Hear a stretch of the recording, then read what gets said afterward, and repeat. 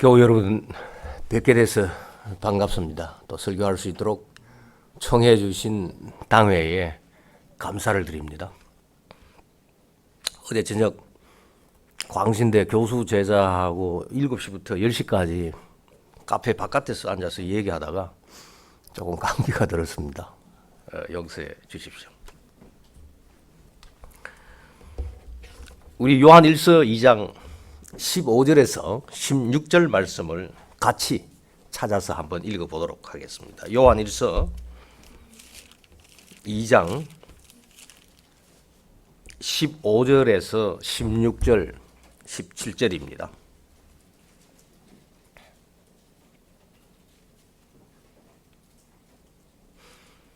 같이 읽겠습니다. 이 세상이나 세상에 있는 것들을 사랑하지 말라.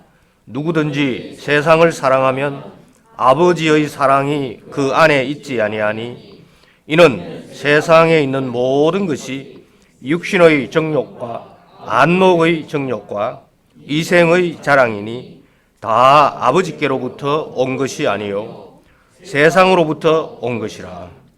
이 세상도 그 정욕도 지나가되 오직 하나님의 뜻을 행하는 자는 영원히 거하느니라. 아멘. 오늘 이 본문에 두 종류의 사람이 나옵니다. 세상을 사랑하는 사람과 하나님 아버지를 사랑하는 두 종류의 사람의 과거와 현재와 미래가 다 들어 있습니다.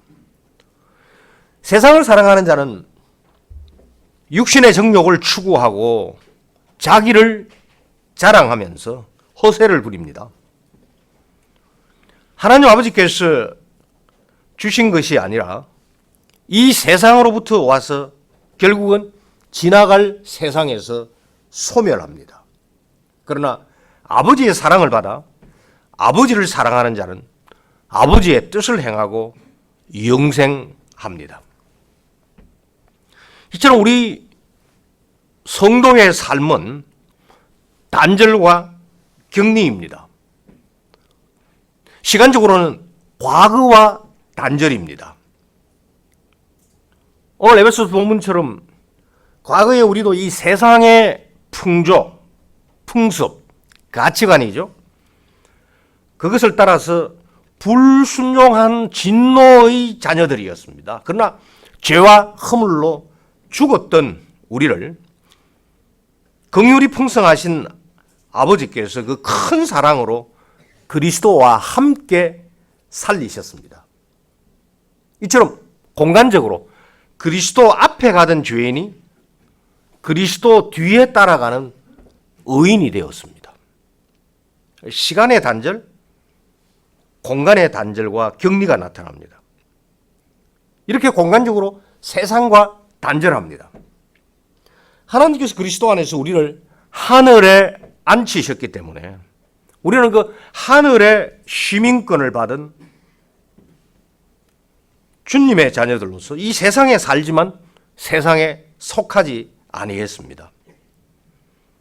이처럼 구원에는 시간과 공간의 단절과 함께 에베소서 2장 말씀처럼 우리의 선행도 포함이 되어져 있습니다. 이것은 하나님께서 전에 예비하사 우리가 선행으로 그리스도를 닮도록 하신 겁니다. 이 세상을 향한 우리의 선행은 성령님께서 행하시는 구원의 확증과 동시에 구원의 확장입니다. 오늘 이 본문을 가지고서 이 믿음으로 얻은 구원, 선한 일을 예비하신 삼위 하나님을 뵙도록 하겠습니다. 첫 번째, 우리는 허물과 죄로 죽었습니다. 그게 1절에서 3절 말씀입니다. 그런데 은혜로서 믿음을 통하여 구원을 베풀어 살려주셨습니다.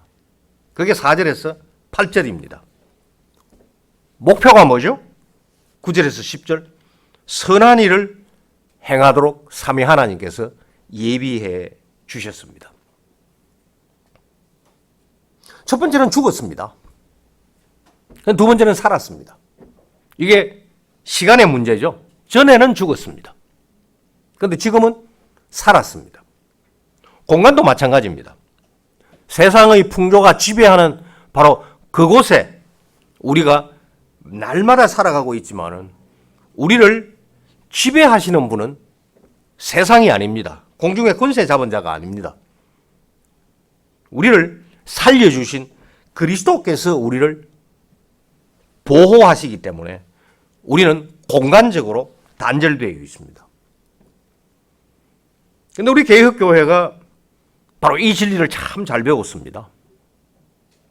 오늘 제 목사님 기도회에서도 아주 잘 나왔습니다. 우리가 허물과 죄로 죽었던 자들이죠. 근데 종종 기도할 때 죄와 허물로 죽을 수밖에 없었던 우리를, 우리 흔히 말하고 있는 아르미니안적인 사고가 우리를 지배하고 있는 거죠. 우리는 이미 죄와 허물로 죽었습니다. 죽을 수밖에 있는 어떤 가능성이나 선택의 여지가 있는 것이 아니라 우리에게는 도무지 선을 행할 수 없는 죽은 자들입니다. 선을 행하려면 어떻게 되죠? 살려주셔야 됩니다. 그런데 개혁교회가 잘 가르치면서도 교인을 수동적으로 만들어버립니다.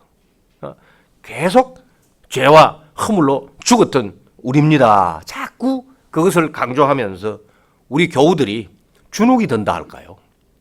우리가 죽었던 것을 아는 것, 다시 살았다는 것을 아는 것, 그것은 우리가 능동적이고 적극적으로 살아갈 수 있도록 예비해 두셨기 때문에 우리는 이 세상을 사랑해야 됩니다. 이 세상을 세상의 방식으로 사랑하는 것이 아니라 하나님이 세상을 이처럼 사랑하사 독생자를 주시는 방식으로 사랑했듯이 죽었던 우리가 다시 살아남으로 우리는 세상을 사랑하는 아주 능동적이고 적극적인 사람이 되어야 됩니다. 허물과 죄로 죽었던 우리입니다. 에베소 교인들은 대부분 이방인 출신들이었습니다. 그 유대인 출신들도 있죠. 전에 그들은 허물과 죄 가운데 살면서 모든 것이 가하지만은 모든 것이 유익하지도 않고 덕을 세우는 일도 아닌 삶을 살았습니다. 이게 바로 세상의 풍조입니다. 그 에베소의 여신 아데미 숭배와 사사건건 엮여져 있습니다. 그게 바로 세상의 정욕이죠. 이것은 바울 선생의 그 위험한 그런 사건에서 우리가 잘 알 수가 있죠.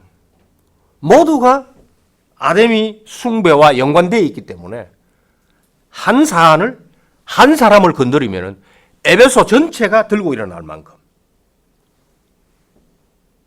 근데 에베소 교인들이 바로 이런 과거에서 해방되었습니다. 허물과 죄로 죽었던 여러분들을 하나님께서 이 그리스도 안에 있는 긍휼로서 살려주셨습니다. 게다가 우리를 그리스도와 함께 부활시키셨고 함께 하늘에 앉히셨습니다. 여기에 함께가 굉장히 중요합니다. 우리는 홀로가 아닙니다. 우리는 그리스도에게 접붙여져 있는, 따라서 그리스도로 인하여서 우리의 정체성이 나타나는, 바로 이 점에서 우리는 그분과 함께 죽었고 함께 살았고 함께 하늘에 앉아 있습니다. 언제죠? 세례 사건입니다. 그 세례에서 우리는 그리스도와 함께 죽고 함께 살고 그리고 우리의 시민권은 하늘에 있습니다. 로마서 6장. 목적은 우리에게 나타내신 이 자비로서 하나님의 은혜의 풍성함을 오는 여러 세대에 나타내시려 함이라. 좀 위험하게 말씀을 드리자면 우리가 선을 행하지 아니하면 하나님 삼위의 구원사역이 미완성이 됩니다. 아주 위험한 표현입니다. 그러나 의미는 잘 아시겠죠. 우리가 선을 행하는 바로 이 목표, 이 경지, 이 단계, 그것이 바로 시간과 공간의 문제죠. 여기까지 나오도록 성령께서 노심초사합니다. 교회 여러분들은 산 자들입니까? 죽은 자들입니까? 에베소 성도들은 죽은 자들이었습니다. 그들이 허물과 죄 가운데 행할 때 숨쉬지 않았을까요? 물론 숨쉬었습니다. 그런데 숨쉰다 하여서 산 자들입니까? 아닙니다. 성경은 죽음과 생명을 다른 각도에서 말씀합니다. 아담과 하와가 낙원에서 선악과를 먹으면 정령 죽으리라 경고를 받았습니다. 그런데 선악과를 먹고 두 사람이 낙원에서 추방될 때 살아서 나왔습니까? 죽어서 나왔습니까?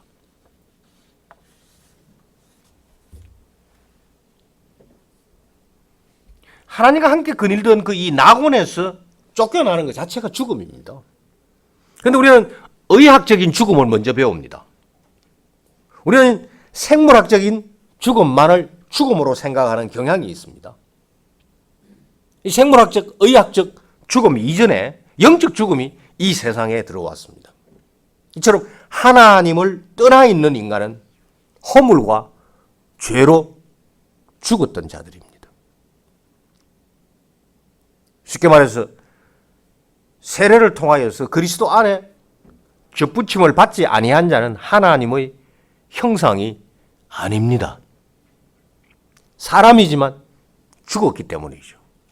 참 형상만이 말과 행위에서 삼위 하나님, 자기를 죽은 가운데서 살려주신 삼위 하나님을 증거하는, 확정하는 그 사역을 확장시키는 선한 일을 행할 수가 있습니다. 당자 비유가 이걸 아주 잘 보여줍니다. 당자는 아버지에게 이 자기 몫의 재산을 나누어 달라고 하여서 타국으로 갑니다. 그리고 그곳에서 허랑방탕 다 낭비하였습니다. 못된 인간들과 어울러 아버지의 재산을 홀랑 잃어버렸습니다. 흉년에 돼지처럼 먹고 그야말로 숨을 쉬었지만은 아버지에게 당자는 죽은 자였습니다. 저 내 아들은 죽었다가 다시 살아났다. 예수님의 말씀입니다. 움직이고 재산을 낭비하고 어떤 못된 짓을 할 때 그가 살았느냐? 아니죠. 저 내 아들은 죽었다가 다시 살아났고 잃었다가 다시 얻었다. 당자는 시간적으로나 공간적으로나 아버지와 단절된, 스스로 단절한 죽은 자입니다. 교우 여러분, 허물과 죄 가운데서 걷는 자들, 행하는 자들은 죽은 자들입니다. 우리 자신을 돌아보시기를 바랍니다. 언약의 10가지 말씀으로 주께서 죄를 금하십니다. 미워하십니다. 그 하나님과 멀리 떨어져 죄 가운데 걸어간다면, 행하고 있다면, 행하는 것은 살아있는 표적처럼 보일지 모르지만 이 아버지의 안목에서는 죽은 자입니다. 철저히 우리가 죽었다라는 것을 깨닫고 고백해야 됩니다. 종교개혁이 우리에게 준 유익이 뭡니까? 인간은 스스로 하나님을 사랑할 수 있다 했습니다. 사랑할 수 있는 그 마음을 잘 갈고 그것을 실행하면은 하나님께서 어여삐 여겨서 구원에 이르도록 해 주신다. 출발에 우리가 하나님을 사랑하는 겁니다. 타락한 자에게도 하나님을 사랑할 수 있는 게 있다는 겁니다. 출발이 우리입니다. 이게 자연 계시라는 것을 잘못 이해하면 아주 이상한 신학이 나옵니다. 아닙니다. 죽은 자는 두 번째, 은혜로서 믿음을 통하여 구원을 베풀어 살려주셔야 살 수 있는 유일한 길을 걸어갈 수 있습니다. 하나님과 단전인 영적 죽음을 해결하는 길은 하나밖에 없습니다. 죽은 자는 스스로 살 수 없습니다. 세상은 자기 사랑에서 시작하고 자기 자랑으로 마칩니다. 종교개혁의 그 빌미가 되었던 이 면벌부라는 거, 그 기초에 깔려있는 게 바로 이겁니다. 타락한 인간이라도 죽은 인간이라도 본시 하나님을 사랑할 수 있는 게 남아 있었다는 겁니다. 그것이 작동을 하면은 하나님을 두려워하는 회개를 합니다. 이 성경적이지 않죠. 회개 안 해요. 안 하니까 연옥불을 만든 거예요. 억지로라도 회개해라. 억지로라도 연옥의 고통을 기억하면서 하나님을 사랑하도록 해라.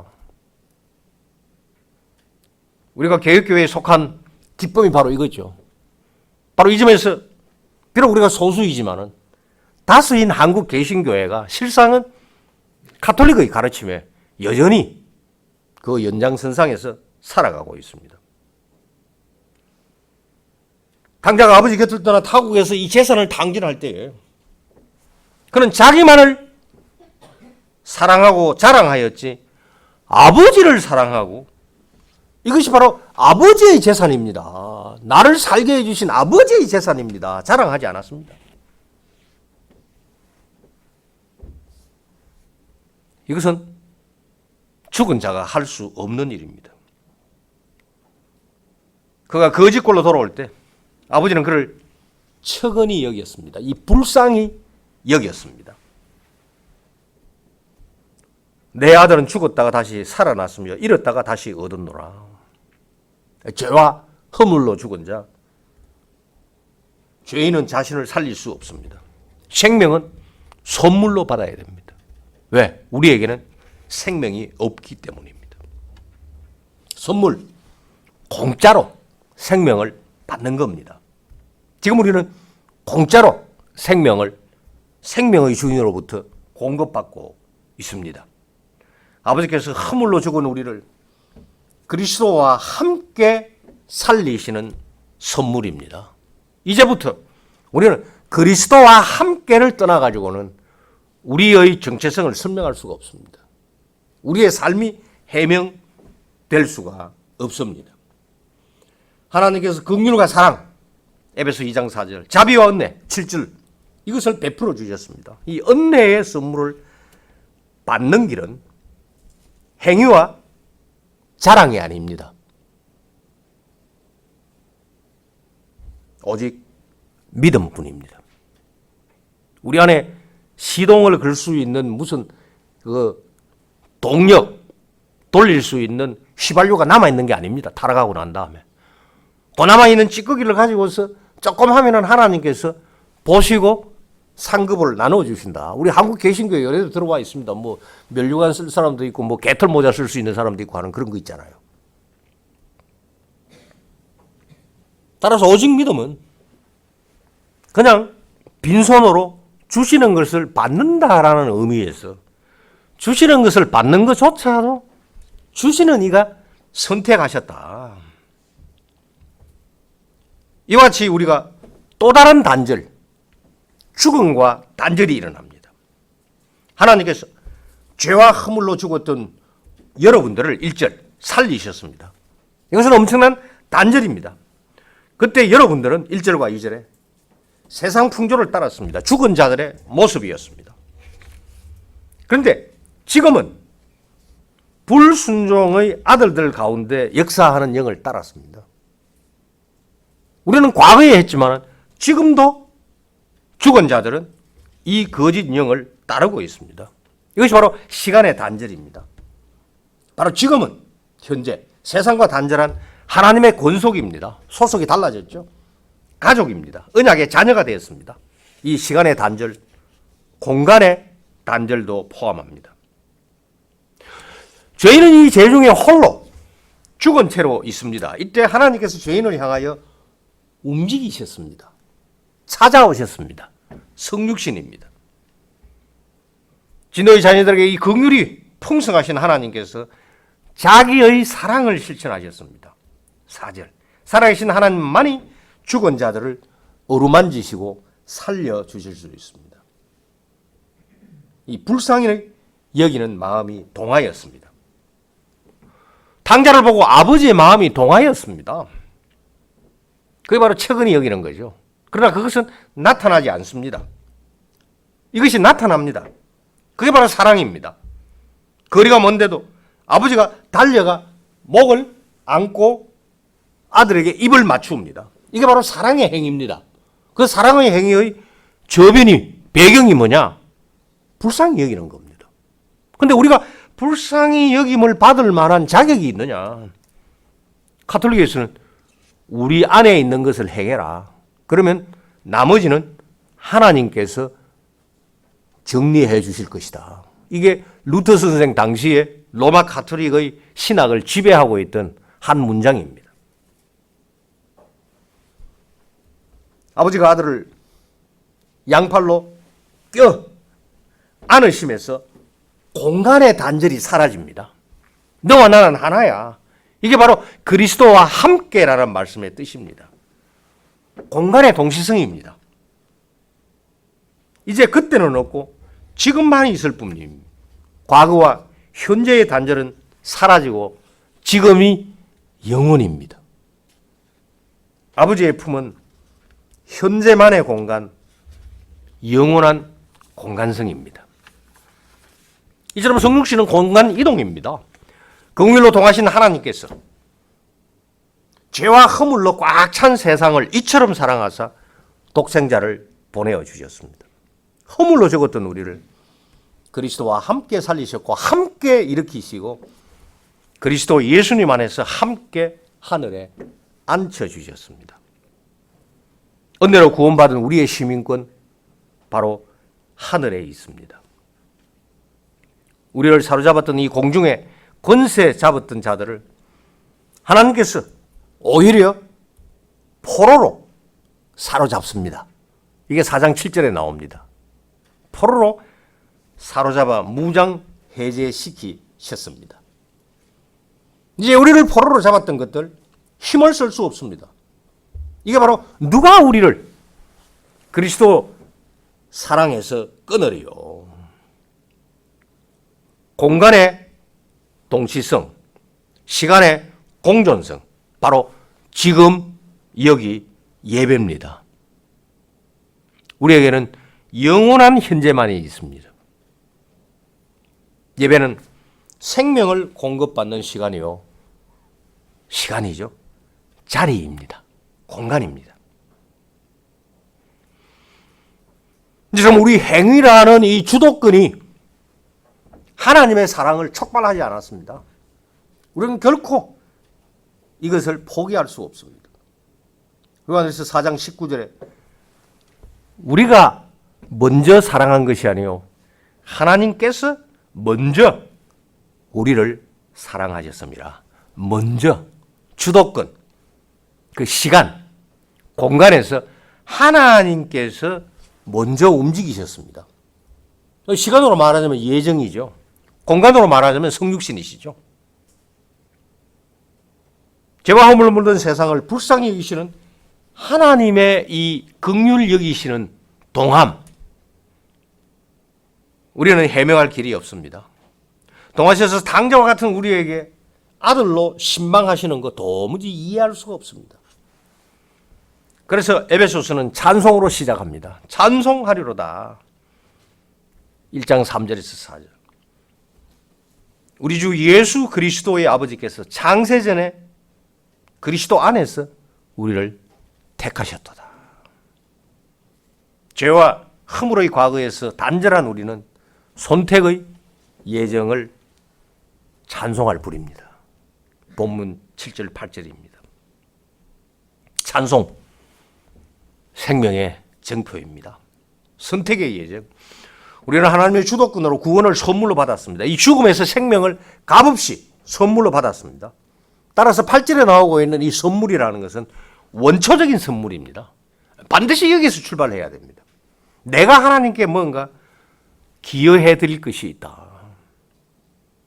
그런 것을 가지고서 혹시 예루살렘 가보셨는지 모르겠습니다만은 14 스테이션이 있습니다. 우리 한국 곳곳에서도 만들었습니다. 그 그리스도의 십자가 길에 이런 남자 저런 여자들이 그 십자가를 들어주었다. 우리도 예수님께 이런 경건의 자세로 나아가자. 그거 프란시스칸이라는 수도회가 13세기에 만든 성경에서 나오지 아니하는 아주 좋지 못한 겁니다. 그런데도 개신교도들이 거기 가가지고 아주 그것을 좋아하고 또 그 갔다 와가지고 개신교 무슨 수도원에도 그런 걸 만들어 놨어요. 그냥 무지하니까 나오는 거죠. 우리는 결코 자신을 자랑할 수 없습니다. 왜? 우리에게 미천이 없으니까. 우리에게 원동력이 없으니까. 우리는 받지 아니하면 시동을 걸 수가 없으니까. 결코 우리 자신을 내세울 게 없는 겁니다. 만약에 있다면 이상의 자랑, 바로 죽은 자들의 짓거리입니다. 교회 안에도 말이에요. 뭐 제가 속해 있는 고신에도 보면은 이 10월 지나고 총회하고 나면은 말이에요. 교단 이 저 신문 주간지에 말이에요. 이 얼굴과 사진으로 막 완전 도배를 합니다. 누가 뭐 됐고 누가 뭐 됐고 그 이생의 자랑이에요.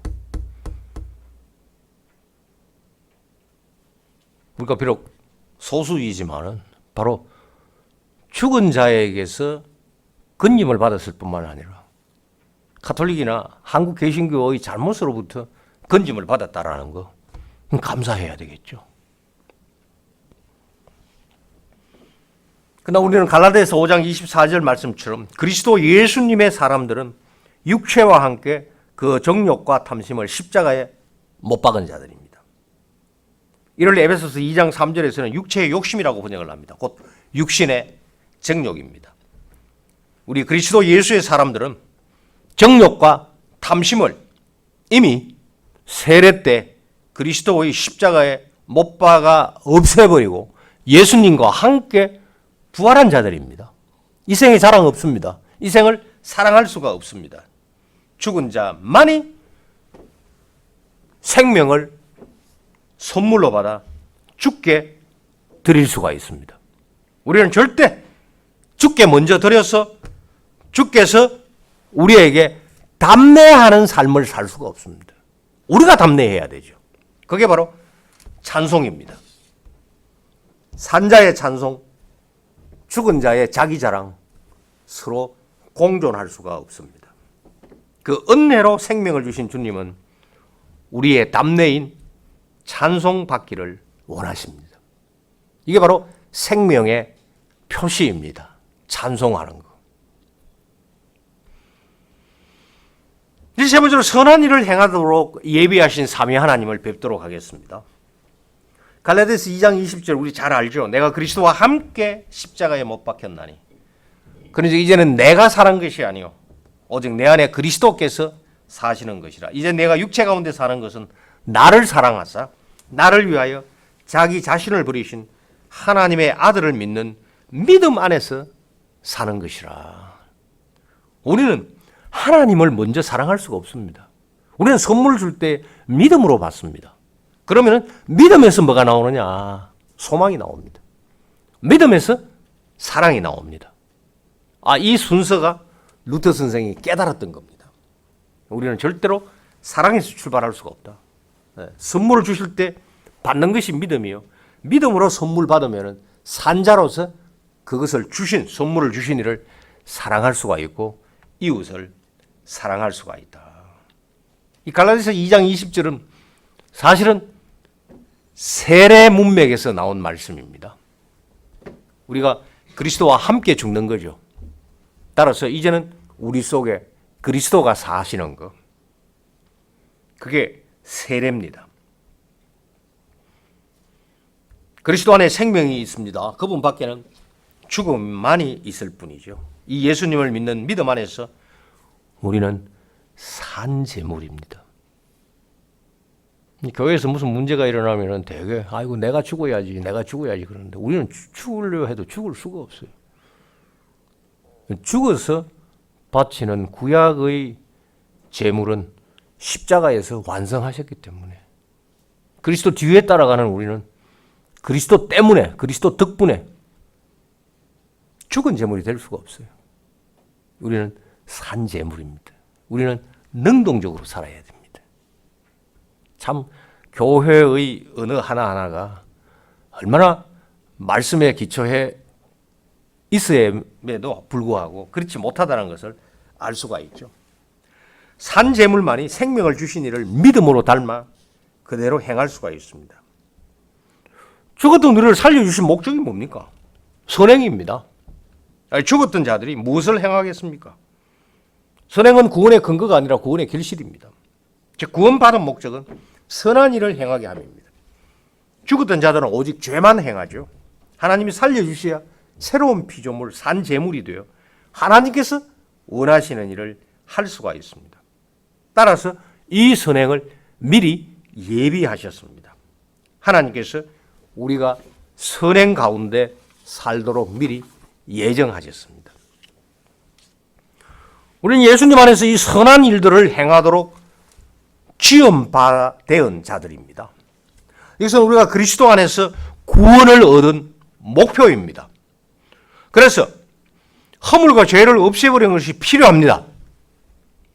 중세의 수도원. 거기에는 동방 고대 교회에서 8가지 큰 죄가 있습니다. 그걸 서방교회가 받아가지고 그걸 갖다가 어거스틴을 중심으로 해서 7개로 만들어 버렸습니다. 그래서 참 성도의 삶은 뭐냐? 우리 속에서 올라오고 있는 이 욕정, 먹고 싶은 거, 자기 자랑, 그리고 게으른 거 등등 이런 거 있죠. 이런 것을 죽이는 것이다. 그러니까 평상시에 모든 사람들은 못하니까 우리는 수도사가 되어가지고 이 일을 하겠다. 그리고 일반 교인들은 우리한테 와라. 우리가 하는 거 보고 배울 수도 있지만은 못하니 헌금 많이 내라. 우리가 여러분들을 위해서 기도해 줄게. 그게 수도원이었습니다. 아주 소극적인 것이죠. 허물과 죄를 없애버리는 거 필요합니다. 육체의 욕심을 버리는 것도 필요합니다. 그러나 우리의 삶은 없애거나 버린다는 이런 소극적인 측면에만 머물면 안 됩니다. 우리는 적극적으로, 능동적으로 선한 일을 행하도록 지원받은 주의 작품들입니다. 더 정확하게 우리는 예수님처럼 사는 것입니다. 예수님은 첫째 우리의 대속주입니다. 누구도 예수님 대신에 십자가에 달릴 수가 없습니다. 자기 십자가를 지고 오지만은 그러나 그것은 십자가를 유일하게 지신 바로 그분 뒤를 따라가는 것이지 그 유일한 그 십자가를 대신할 수 있는 십자가는 아닙니다. 동시에 십자가의 예수님은 우리의 견본이고 모범이십니다. 우리 사도행전 10장 38절을 다 찾아서 같이 한번 읽어보도록 하겠습니다. 사도행전 10장 38절.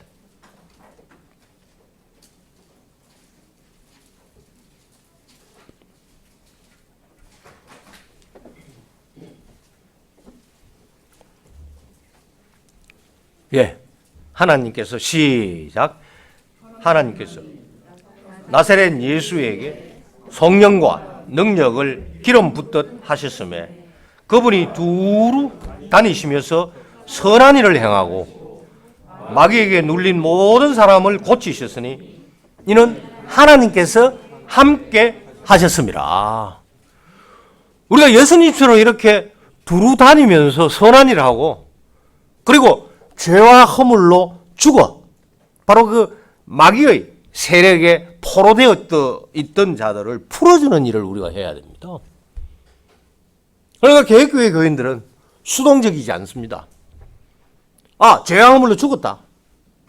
맞습니다. 그런데 우리는 죽은 상태에 있는 게 아닙니다. 우리는 산 자들입니다. 따라서 아르미니안 자들보다도 훨씬 더 우리는 활발하게 움직여야 됩니다. 이 사람들은 그렇게 하면서 상급을 기대합니다. 고린도서 3장 같은데 뭐로 짓고 아주 성경 본문을 아주 잘못 해석해가지고 아닙니다. 개혁교회 교인들은 능동적이어야 됩니다. 적극적이어야 됩니다. 아주 활발해야 됩니다.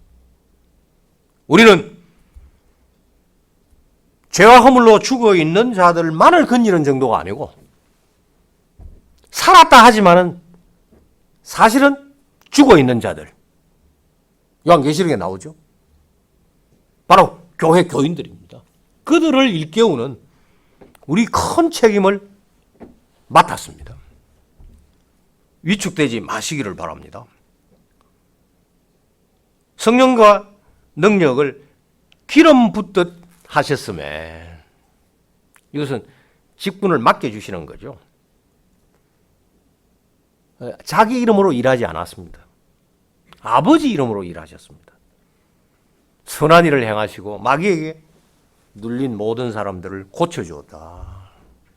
개혁교회 교인들이 해야 될 일이 뭐냐? 돌아다니면서 선행하는 겁니다. 누구도 생각하지 못한 일을 우리가 솔선수범해야 되죠. 가령 환경보호. 지금 여기가 굉장히 가물다면서요. 지금 이쪽 저쪽 저수율이 30%가 안 된대요. 그거는 우리 스스로가 주님의 작품을 훼손했기 때문에 기상 변화로 말미암아 이곳에 비가 많이 안 온 겁니다. 경고입니다. 우리가 전략했을 수도 있지만 집단적으로 허물과 죄로 죽었던 자들 낭비하죠. 우리는 자연보호 차원이 아니고 주님이 지으신 작품인 하늘과 땅을 보존하는 책임을 가졌기 때문에 물 아껴야 되죠. 뭐 샴푸 좀 덜 써야 되겠죠. 그렇게 하시는 것이 선행을 행하는 겁니다.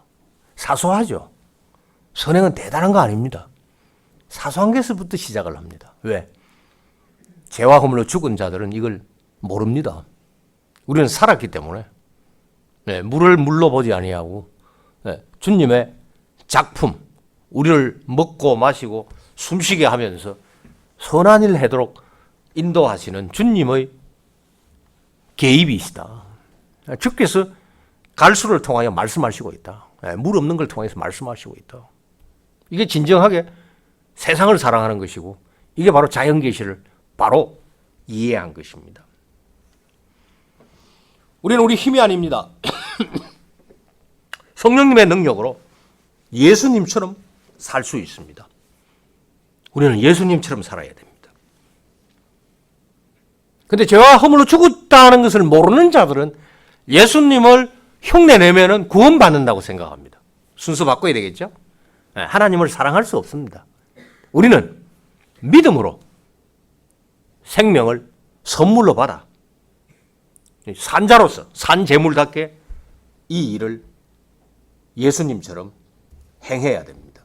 이것은 오직 기도를 통해서만 성령님과 능력을 받을 수 있다는 말씀입니다. 교회 여러분, 선행은 예배에서 시작이 됩니다. 사실 이 에베소서를 읽어보면 나와 너의 구분이 예배에서 사라져야 됩니다. 2장 1절 2절에서는 여러분들이라고 말을 하다가 3절에서 우리가 나옵니다. 2장 18절에 이런 그리스도로 말미암아 우리 둘이 한 성령님 안에서 아버지께 나아감을 얻게 하려 하심이라. 선행은 어디부터 시작하느냐? 이 예배당에서부터 시작이 됩니다. 우리 둘이 하나가 됐다. 이방인과 유대인 배경을 가진 신자들이 하나가 됐다. 계속 불화가 일어날 수가 있습니다. 그런데 우리의 정체성, 이방인의 정체성, 유대인의 어떤 자랑 아니죠. 그것을 그리스도께서 십자가에 못을 박았기 때문에 여기 들어오는 순간 나는 유대인도 아니요, 이방인도 아니요, 우리를 한 사람으로 지었다. 2장 15절에 자기 안에서 한 세 사람을 지어가지고 화평을 이루어 주셨는데 교회가 분열에 앞장을 서고 있습니다. 교회가, 목사가 세상을 정죄합니다. 이거는 교회가 아니죠. 그리스도를 빙자한 벤처기업이죠. 목사라는 것들이.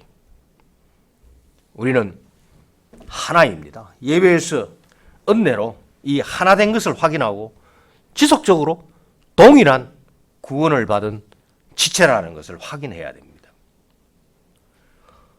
예수께서 요한복음 17장 21절에 아버지여, 아버지께서 내 안에, 내가 아버지 안에 있는 것 같이 그들도 다 하나가 되어 우리 안에 있게 하사 세상으로 아버지께서 나를 보내신 것을 믿게 하시옵소서.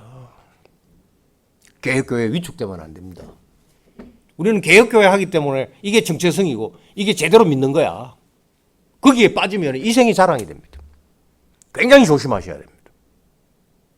그리스도가 한 몸을 만들어 주셨기 때문에 이런저런 배경으로 말미암아 나누어져 있지만은 우리는 아버지 안에 예수 그리스도가, 예수님 안에 아버지가 계신 것처럼 우리는 여기에서 하나가 되어야 되고, 그리고 개혁교회가 확장해야 되죠. 개혁교회 바깥에 있는 사람들, 허물과 죄로 죽은 사람들입니다. 그게 교회 안에 있든 교회 밖에 있든. 그러나 그것을 지적하는 것은 우리의 의를 위해서, 나는 개혁교회 교인이니까 천국 바로 갈 거야, 뭐 이런 식의 어떤 우쭐대는 그게 아니죠. 포용해야 되겠죠. 그리스도처럼 선행을 행하고 두루다니면서 풀어줘야 되겠죠. 그 아버지처럼 당자를 품어주는, 아버지가 당자를 향해가지고 너 그다지 돈 어떻게 썼냐? 그 내 돈 얼마 남았냐? 뭐 그거 안 따집니다. 일단은 생명을 주죠. 일단은 벽을 없애버리죠. 껴안음으로 공간이 하나가 되는 겁니다.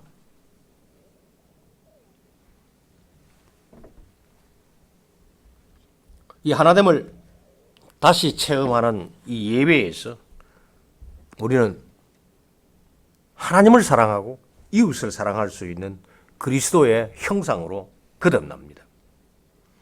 이렇게 하나된 우리는 세상에서 선한 사마리아인처럼 살아갈 수 있습니다. 그러면 육체의 욕심을 따르지 않고 선행을 행합니다. 성령님의 열매를 맺습니다. 선행은 이웃을 위한 삶입니다. 하나님께서 독생자 안에서 세상을 사랑하셨듯이 우리도 진정으로 세상을 사랑해야 됩니다. 우리가 진정으로 개혁교회 교인 아닌 사람들을 불쌍히 여길 수 있어야 됩니다. 저는 이 제네바 칼빈의 전통을 가장 잘 이어받았다고 하는 네덜란드에서 공부를 했죠. 그래서 개혁교회 교인으로서 공부하고 가르치다가 은퇴했습니다. 그런데 한국에서 이 개혁교회 하는 이들이 폐쇄적이에요. 배타적이에요. 분열이 많습니다. 우리가 성숙해야 됩니다. 우리는 품어야 됩니다. 주께서 우리의 행실을 보시고 내 사랑받을 수 있는 자격이 있어 해가지고 우리를 창세전에 그리스도 안에서 선택했습니까? 왜 우리는 그야말로 공짜로, 선물이라는 게 공짜로는 말이죠. 어떤 대가 없이, 그죠? 또 거기에는 나의 주도권도 없이, 생각도 없이, 고린도서 2장에 나오고 있는 것처럼 내가 그 지혜를 생각해낸 게 아니죠. 먼저 오셨죠. 그렇게 나의 것과는 관계없이 구원을 받아놓고 난 다음에는 진드기처럼 내뱉지는 아니하고 남을 사랑하지 않고 자기만 가지려고 하는 거. 그것은 하나님이 세상을 이처럼 사랑하사 독생자를 주셨던 그 진정으로 세상을 사랑하는 사랑이 믿음에서 나오지 못했기 때문입니다. 세상과 단절한 자만이 세상에서 선행을 행할 수가 있습니다. 바로 이 선행조차도 하나님께서 미리 예비하셨습니다. 예수님을 주셨습니다. 성령님을 보내어 주셨습니다. 그래 우리가 선행 가운데 행하도록 예비하시고 예정하셨습니다. 이처럼 우리는 완전히 삼위 하나님의 울타리 안에 있습니다. 이렇게 허물과 죄는 과거사가 되었습니다. 우리는 선행으로 하나님의 예정을 울겨냅니다. 내가 아버지의 나이를 초월할 수 없는 것처럼 내가 고백하고 믿으면 믿을수록 내 것이 아니고 성부 하나님께서 먼저 가셨구나. 그게 선택이구나. 나는 명함 낼 수 없어. 나는 인생의 자랑으로 하나님을 쓸 수가 없어. 이게 얼마나 놀라운 일입니까? 말씀을 맺습니다. 오늘도 우리를 선택하시고 구원하신 이 예정의 하나님께서 우리와 함께 하십니다. 이제 예수님처럼 두루 다니시면서 선한 일을 행하시는 개혁교회 교인들 되시기를 바랍니다. 공중의 권세 잡은 자, 마귀에게 눌린 모든 사람을 고쳐주는 진정한 개혁 교인들이 되십시오. 우리가 디디고 일하는 이 지경이, 바로 이 공간이 선하고 착한 일로 가득 차게 하여 우리의 선행을 예비하신 삼위 하나님께 영광 돌리는 한 주간이 되십시오. 그리하여서 주님의 재림을 대비하는 복된 승리의 삶을 계속 전진하며 살아가는 생명 있는 복된 광주개혁교회 모든 교우들이 되시기를 바랍니다. 아멘.